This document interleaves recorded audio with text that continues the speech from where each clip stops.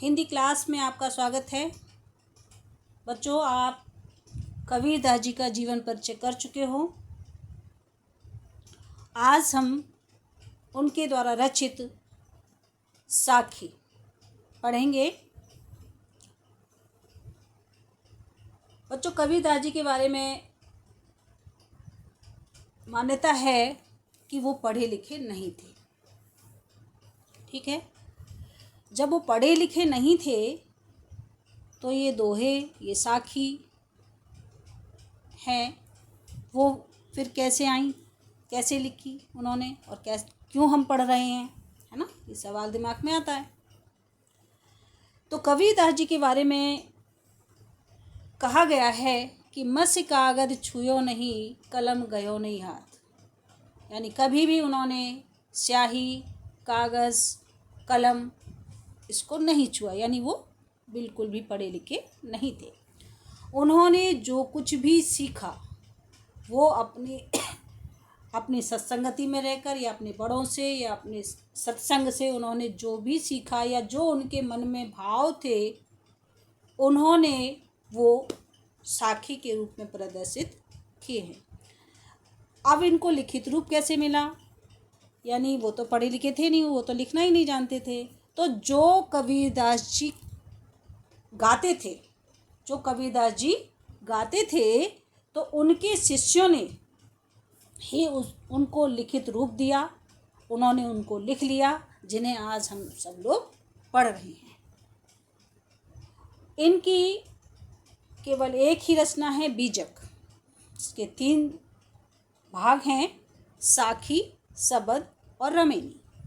ठीक है, साखी में कबीरदास जी ने दोहे लिखे हैं, दोहा छंद को अपनाया है और इन्होंने इसमें उपदेश सात्मक शैली का प्रयोग किया है। दूसरी सबद में इन्होंने गेयता प्रधान है, यानी इन्होंने गाया है उसमें, और इसमें भावावेश यानी भावनाओं का प्रभाव दिखाई देता है। तीसरा है रमेनी में इन्होंने रामायण के दोहे और चौपाई गाए हैं। ठीक है, तो इस तरह से इनकी साखी, सबद, रमेनी ये 3 रचनाएं हैं। ठीक है, तो इनमें से आज हम आप पढ़ेंगे साखी। अब साखी होता क्या है? साखी का मतलब होता है बच्चों साक्ष्य या प्रमाण या किसी चीज़ का सबूत। ठीक है, तो कबीरदास जी ने जो साक्षात अनुभव किया, जो सीखा या जो उनके मन में भाव थे वो साखी के रूप में प्रदर्शित हुए हैं। तो चलिए शुरू करते हैं साखी। सबसे पहले जान लेते हैं बच्चों की साखी में कबीरदास जी ने क्या बताने का प्रयास किया है। तो सबसे पहली बात, इन्होंने गुरु की महानता का वर्णन किया है। इन्होंने गुरु को ईश्वर से भी बड़ा बताया है। दूसरी बात, इन्होंने संसार की नश्वरता का वर्णन किया है, यानी संसार में जो भी चीज़ है वो नष्ट हो जाने वाली है, आज है कल वो नहीं रहेगी। तीसरी बात, इन्होंने जीवात्मा और परमात्मा क्या है बच्चों? जीवात्मा यानी हम और परमात्मा यानी ईश्वर। तो जीवात्मा और परमात्मा का अनन्य प्रेम दर्शाया है, यानी उनको नायक नायिका के रूप में भी इन्होंने प्रदर्शित किया है। और इन्होंने समाज में फैले बुराइयों को दूर करने का भी प्रयास किया है और इन्होंने सच्चा सुख ईश्वर की भक्ति में ही है, ऐसा इन्होंने इस साखी में बताने का या समझाने का प्रयास किया है। चलिए तो हम शुरू करते हैं। पहला, सदगुरु हमसु रीझ कर एक कहा प्रसंग। सदगुरु हमसु रीझ कर एक कहा प्रसंग, बरसा बादल प्रेम का भीज गया सब अंग। सदगुरु यानी सच्चा गुरु, हमसु यानी हमसे, रीझ कर यानी प्रसन्न होकर, प्रसंग यानी उपदेश, भीजी यानी भीग जाना, गीला हो जाना। तो सबसे पहले हम इसका लिखते हैं बच्चों संदर्भ। संदर्भ कैसे लिखा जाता है? प्रस्तुत साखी हमारी पाठ्य पुस्तक के काव्य खंड के साखी शीर्षक से उद्धृत है। यह कबीरदास द्वारा रचित है, या इसके कवि कबीरदास जी हैं। तो ये इसका संदर्भ रहा। अब इसका प्रसंग देखेंगे। इस साखी में कबीरदास जी ने अपने गुरु के प्रति समर्पण भाव प्रकट किया है। कबीरदास जी ने कहा है कि गुरु की कृपा से ही ईश्वर के प्रति प्रेम उत्पन्न होता है। ये इसका संदर्भ रहा, प्रसंग रहा। अब हम इसकी व्याख्या पर चलते हैं। ठीक है। तो सद्गुर हमसू रीझ कर एक कहा प्रसंग। कबीरदास जी ने गुरु की महत्ता का वर्णन करते हुए कहा है कि सच्चे गुरु ने हमसे प्रसन्न होकर जो ज्ञान का उपदेश दिया है, एक कहा प्रसंग यानी एक जो ज्ञान का उपदेश दिया है, उस उपदेश के कारण ही हमारे हृदय में ईश्वर के प्रति सच्चा प्रेम प्रकट हुआ है। वर्षा बादल प्रेम का भीज गया सब। यानी जब गुरु ने हमें उपदेश दिया, हमको बताया किसके बारे में? ईश्वर के बारे में, तब हमें ईश्वर के प्रति प्रेम उत्पन्न हुआ। और जब प्रेम उत्पन्न हुआ तो हमारा अंग अंग उस ईश्वर प्रेम में भीग गया। अब कबीरदास जी का कहने का मतलब क्या है बच्चों? कि गुरु के उपदेश से हृदय में ईश्वर के प्रति प्रेम उत्पन्न होता है और उसी प्रेम से मन को शांति मिलती है। अगला देखें। राम नाम के पट तरे देवे को कछु नाहि, क्याले गुरु संतोष ये होंस रही मन माह।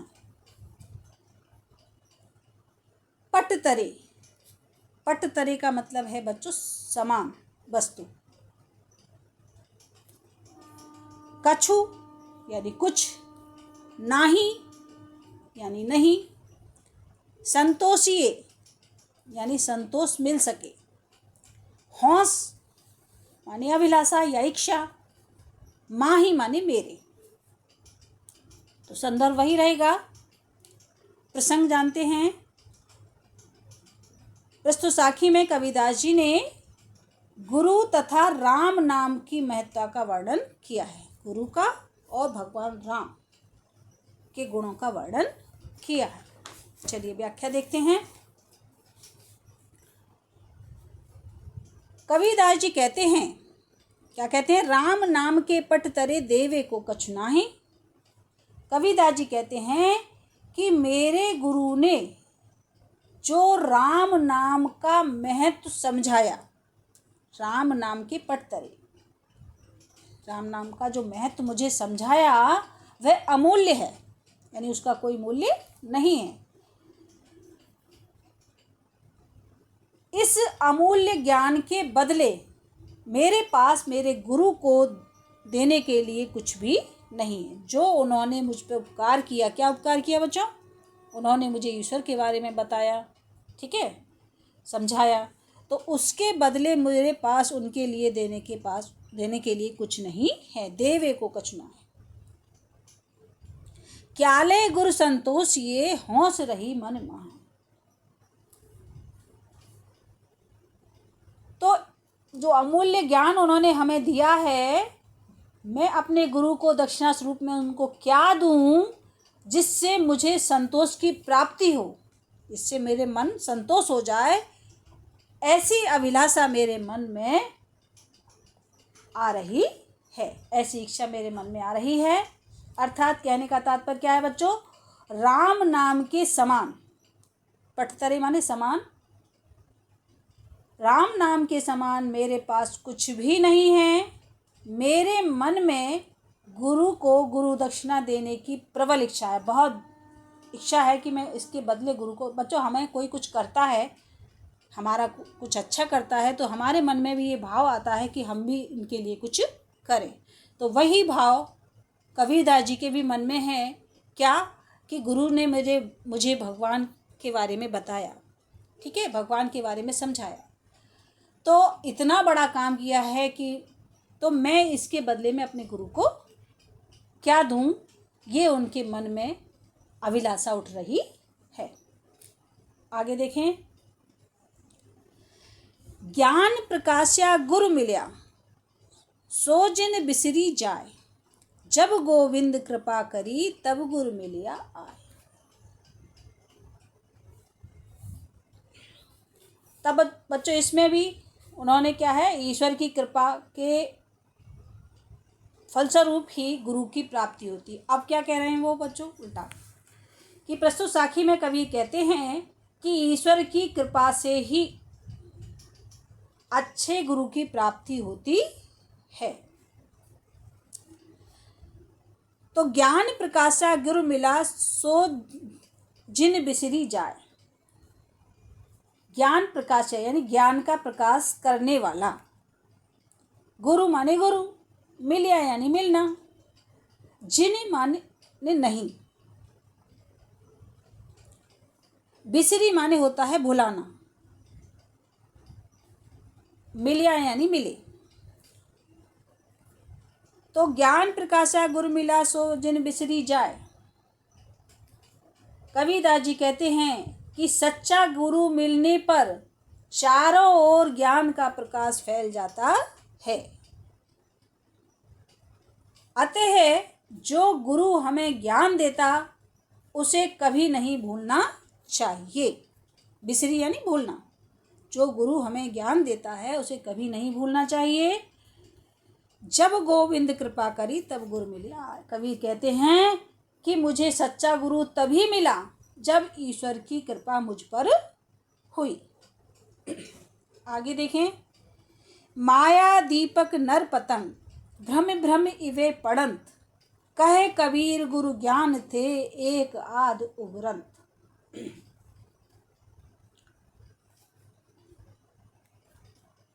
माया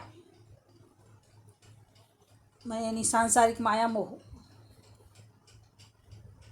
नर माने मनुष्य, पतंग यानी पतंगा जो दीपक की लौ के ऊपर मंडराता रहता है उसको कहते हैं पतंगा। भ्रम भ्रम यानी भ्रमित होकर, घूम घूम कर, इवे यानी इसमें, पड़ंत माने फंस कर, उबरंत यानी मुक्त होना या उद्धार होना। तो संदर्भ प्रसंग देखें। प्रस्तुत साखी में कबीर ने सच्चे गुरु की अनुपस्थिति में जीव की दुर्दशा का वर्णन किया है। यानी भगवान अगर ना हो तो मनुष्य की क्या दुर्दशा होगी, इसके बारे में इस साखी में बताया है। तो देखें, माया दीपक नर पतंग भ्रम भ्रम इवे पड़ंत। कबीरदास जी कहते हैं कि जिस प्रकार दीपक के प्रकाश से आकर्षित होकर कीट पतंगे जलकर मर जाते हैं, जिस प्रकार दीपक के प्रकाश से आकर्षित होकर कीट पतंगे जलकर मर जाते हैं, उसी प्रकार मनुष्य भी मोह माया के बाहरी आकर्षण के जाल में फंसकर स्वयं ही नष्ट हो जाता है।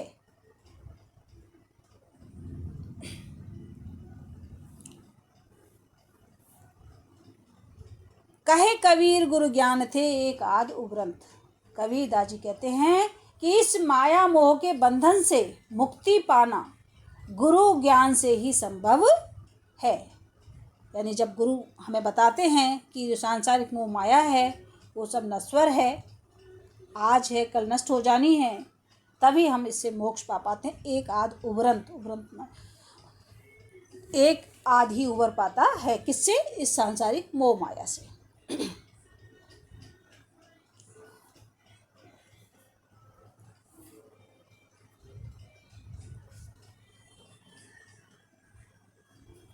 आगे देखें, फिर से देखें इसको एक बार। माया दीपक नर पतंग ब्रह्म वेवे पड़ंत। कबीरदास जी कहते हैं कि जिस प्रकार दीपक के प्रकाश से आकर्षित होकर कीट पतंगे जलकर मर जाते हैं, उसी प्रकार मनुष्य भी माया मोह के बाहरी आकर्षण में के जाल में फंसकर स्वयं ही नष्ट हो जाता है। इस माया मोह के बंधन से मुक्ति पाना गुरु के ज्ञान से ही संभव है। कहे कबीर गुरु ज्ञान थे एक आधु ग्रंथ, परंतु गुरु ज्ञान से भी सभी को मुक्ति मिल जाए यह जरूरी नहीं है। तो एक बहुत से लोगों में से एक आदि ऐसा है जो इससे उबर पाता है या जो इससे मुक्त हो पाता है। किससे? सांसारिक मोह माया से। चलिए आगे देखते हैं। जब मैं था तब गुरु नहीं, जब मैं था तब गुरु नहीं, अब गुरु है मैं नाही। प्रेम गली अति सांकरी, तामे दो न समाए। मैं, ये मैं होता है बच्चों घमंड या अहंकार। गुरु माने वही शिक्षक। प्रेम गली यानी प्रेम रूपी गली।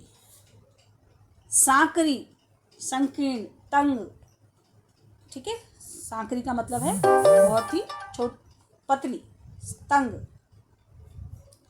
तामे यानी जिसमें, समा यानी समाना या समाहित हो जाना। तो यहाँ इसका प्रसंग रहेगा। यहाँ कबीरदास जी ने बताया है कि गुरु की प्राप्ति होने पर अहंकार स्वयं ही समाप्त हो जाता है। जब मैं था तब गुरु नहीं। कबीरदास जी कहते हैं कि जब मेरे अंदर घमंड था, अहंकार था, तब मुझे गुरु की प्राप्ति नहीं हुई। अब गुरु हैं हम नाहीं, और जब मेरे अंदर का सारा अहंकार समाप्त हो गया है, सारा घमंड समाप्त हो गया है, तो अब मुझे सच्चे गुरु की प्राप्ति हो गई है। प्रेम गली अति सांकरी, तामे दो न समाए। क्या बता रहे हैं कबीरदास जी कि प्रेम की गली बहुत ही संकीर्ण है, बहुत ही तंग है। इसमें दो लोग एक साथ नहीं रह सकते हैं। समाना यानी रहना। इसमें दो एक साथ नहीं रह सकते हैं। दो कौन बच्चों? अहंकार और ईश्वर के प्रति प्रेम। या तो अहंकार रहेगा या ईश्वर के प्रति प्रेम रहेगा। भगति भजन हरि नाव है, दूजा दुख अपार। मनसा वाचा कर्मणा, कबीरा सुमने सार। भगति यानी भक्ति, नाव माने नाव, दूजा माने दूसरा, और दुख माने दुख, अपार माने बहुत। मनसा यानी मन, वाचा यानी वाणी से, कर्मणा यानी कर्म से, सुमिरन माने स्मरण करना या याद करना, सार माने मूल तत्व। तो इस साखी में कवि ने भव सागर पार करने के लिए ईश्वर के स्मरण को उपयोगी बताया है। यानी अगर इस संसार सागर से पार होना है तो हमें ईश्वर का भजन करते रहना चाहिए। चलिए व्याख्या देखेंगे। भगति भजन हरि नाव है, दूजा दुख अपार। कबीरदास जी कहते हैं कि ईश्वर के लिए परमात्मा की भक्ति और भजन नाव के समान होती है। बच्चों, नाव क्या करती है? हमें नदी से पार ले जाती है। इसी तरह से क्या बताया कबीरदास जी ने कि ईश्वर के प्रति जो हमारी भक्ति है, प्रेम है, वो हमें क्या करती है? भक्ति और भजन नाव के समान है। परमात्मा की भक्ति और भजन के अतिरिक्त अन्य सभी साधन दुख से भरे हुए हैं। दूजा दुख अपार। इसके अलावा जो कुछ भी इस संसार में है वो अपार दुख को देने वाला है। मनसा वाचा कर्मणा कबीरा सुमरे सार। इसलिए कबीरदास जी कहते हैं कि हमें मन से, वचन से और कर्म से हमें ईश्वर का ही भजन करना चाहिए।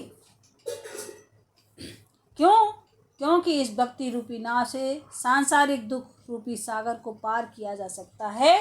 इसीलिए मनुष्य को मन, वचन और कर्म से भगवान का स्मरण करना चाहिए।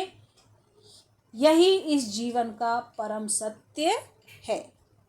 कबीरा सुमिरन सार, यही ईश्वर संसार का परम सत्य है। फिर से देखें, भगति भजन हरि नाव है, दूजा दुख अपार, मनसा वाचा कर्मणा कबीरा सुमिरन सार। कबीरदास जी कहते हैं कि मनुष्य के लिए परमात्मा की भक्ति और भजन नाव के समान है। परमात्मा की भक्ति और भजन के अतिरिक्त जो कुछ भी इस संसार में है वो अपार दुख का कारण है। इसलिए हमें मन से, वचन से और कर्म से ईश्वर का भजन करते रहना चाहिए। यही इस जीवन का परम सत्य है, परम सार है। कबीरा चित्त चमंकिया चहुदिस लागी लाए, कबीरा चित्त चमंकिया चहुदिस लागी लाए, हर सुमिरन हाथू घड़ा बेगे लेहु बुझा। चित्त यानी हृदय, चमंकिया यानी चमकना, प्रकाशित होना, चहुदिस यानी चारों दिशाओं में, लाए माने आग, सुमिरन माने स्मरण करना, बेगे माने शीघ्र ही, जल्दी, लेहु माने लो। तो इस साखी में कबीरदास जी ने संसार के दुखों से मुक्ति पाने का एकमात्र उपाय ईश्वर का स्मरण ही बताया है। यानी अगर इस संसार सागर से दुखों को दूर करना है तो हमें ईश्वर का भजन करते रहना चाहिए। व्याख्या देखें, कबीरा चित्त चमंकिया चौदिस लागिया। कबीरदास जी कहते हैं कि उनके हृदय में ज्ञान की ज्योति फैल गई है। कबीरा चित्त चमकिया, चित्त यानी हृदय चमक गया है, काय से? ज्ञान के प्रकाश से। तो ज्ञान की ज्योति फैल गई है, जिसके कारण उन्हें संसार में चारों ओर विषय वासनाओं की आग लगी हुई दिखाई दे रही है। चहुदिस लागी लाए, लाए माने आग, आग काय की है बच्चों? विषय वासना की, सांसारिक विषय वासनाओं की आग चारों ओर लगी हुई है। हर सुमिरन हाथू गड़ा बेगू लेह बुझाए, बुझाए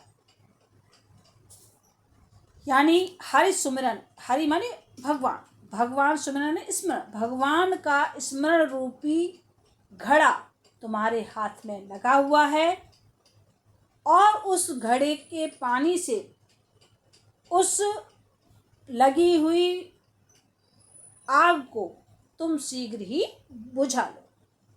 आग काय की लगी हुई है बच्चों? विषय वासना की।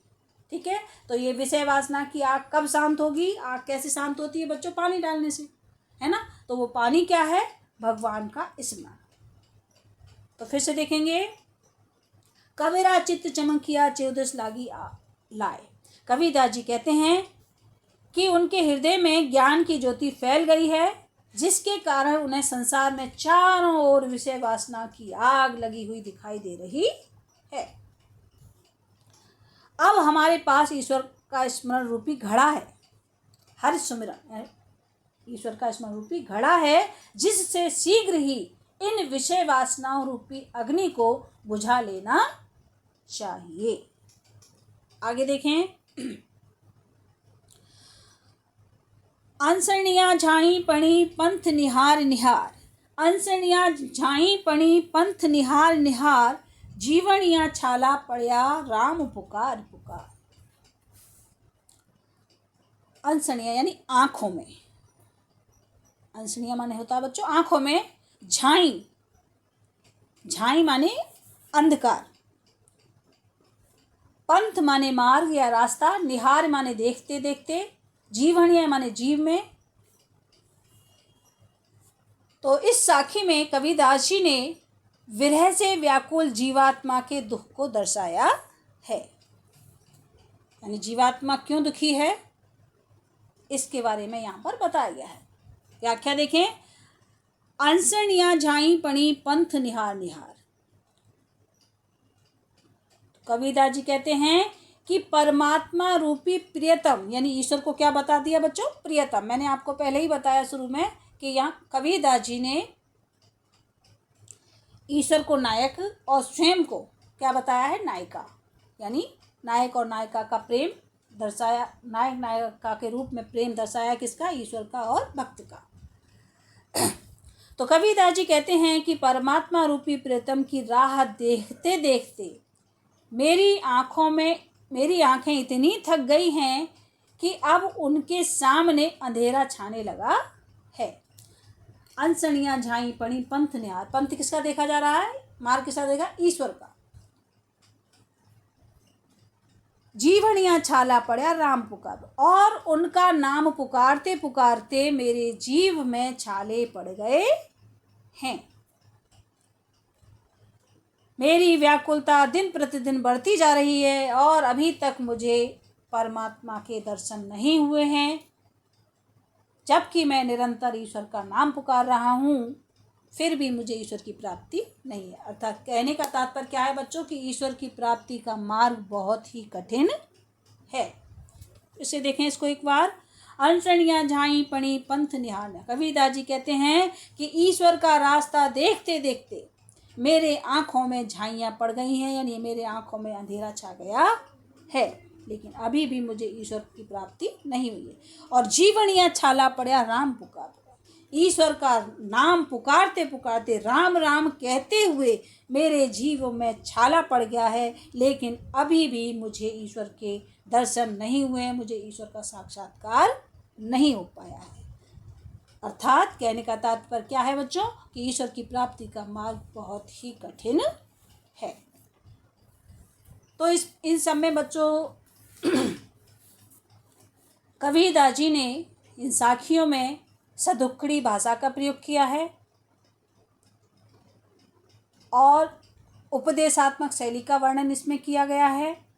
छंद इसमें दोहा है और रस इसमें शांत है। ये बच्चों जहाँ भी ईश्वर के प्रति प्रेम दर्शाया जाता है वहाँ कौन सा रस होता है, शांत रस। तो यहाँ कबीरदास जी ने शांत रस का प्रयोग किया है और छंद दोहा है और अलंकार इसमें जगह जगह पर अनुप्रास भी है ना, प्रेक्षा भी है, रूपक भी है ना। तो यहाँ पर है इसी में देखिए, निहार निहार, यानी एक ही वर्ण की आवृत्ति जहाँ होती है वहाँ अनुप्रास अलंकार होता है ना। और हर सुमिरन हाथू गड़ा में अहंकार समाप्ति हेतु स्मरण रूपी घड़ा, रूपी जिसमें रूपी लग जाता है रूपक अलंकार हो जाता है स्मरण रूपी घड़ा, तो यहाँ रूपक अलंकार है, तो यहाँ इन्होंने अनुप्रास रूपक आदि अलंकारों का प्रयोग किया है। तो आज इतना ही। जय हिंद, जय हिंदी।